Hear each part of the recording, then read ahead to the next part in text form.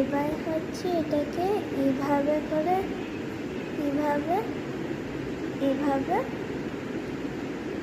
এভাবে করে ধরতে। এবার ম্যাজিক রিং এটা খুব সিম্পল, ঠিক আছে? যেভাবে স্লিপ নট বানাতে হয় সেভাবে এরকম করে ধরে টুইস্ট করবে। আরেকবার দেখাচ্ছি, এভাবে ধরবে,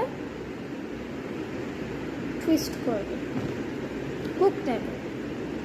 এবার তোমাকে কি করতে হবে, এটা এখানে আছে, তুমি এভাবে ধরলে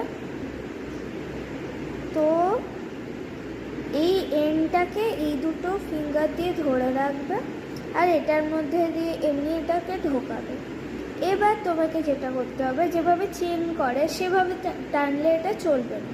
এটা আছে, তোমাকে এটা হচ্ছে পিছন থেকে এমনি নর্মালি টেনে হুকের সামনেটা দিয়ে মানে এই জায়গাটা দিয়ে টানতে হবে, দিয়ে তারপরে হচ্ছে টেনে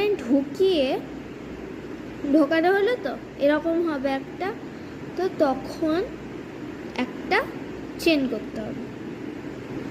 তাহলে এটা সার্কেল আর এর মাঝ দিয়ে এটা ইয়ার্ন, মানে তোমার যতটা তুমি লেন্থ চাইছো সার্কেলটা ততটা চেন করে নিয়ে হচ্ছে ওর পরে তোমাকে এটা টেনে দিলেই ওটা টাইট হয়ে যাবে।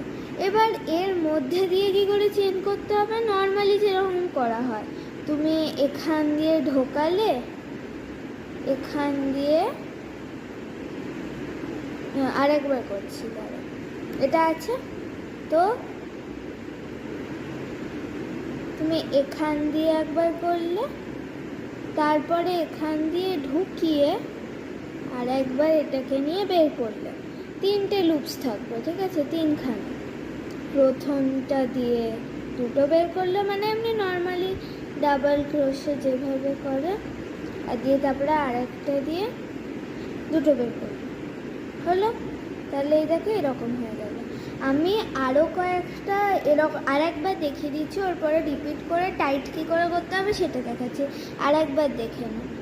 এটাকে এরকম করা হলো, এখান দিয়ে ঢোকানো হলো, তারপরে আরেকবার এরকম করে নিয়ে 3টে লুপ থাকলো, মানে যেভাবে ডাবল ক্রোশে করা হয় সেরকম করে 2টো লুপ তুমি বের করলে, আরও 2টো থাকলো, আরও 2টো লুপের মধ্যে দিয়ে একটা, এরকম হচ্ছে। এবার আমি আরও অনেক কটা করে নিয়ে আসছি, দিয়ে তারপরে তুমি দেখবে কি করে টাইটেন করতে হবে।